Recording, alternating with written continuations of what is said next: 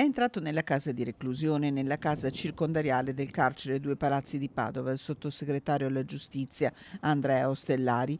Qui negli ultimi giorni si sono consumate 2 aggressioni ai danni degli agenti della polizia penitenziaria commesse da detenuti.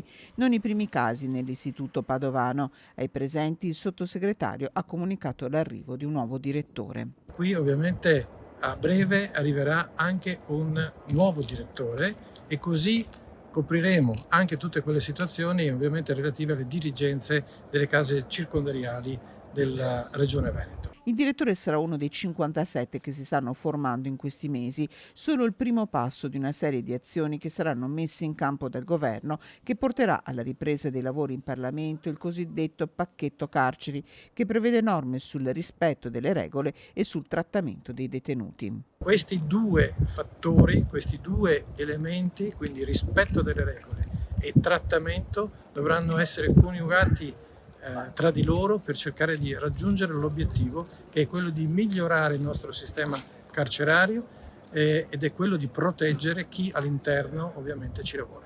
Alcuni interventi saranno disponibili da subito, ha annunciato il senatore Ostellari, tra questi l'applicazione della circolare sulla media sicurezza e la possibilità per i direttori di sanzionare con fermezza chi aggredisce il personale in servizio.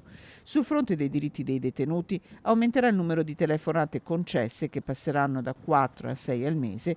Inoltre, grazie a una cabina di regia istituita con il CNEL, si cercherà di aumentare le possibilità di lavoro nelle imprese.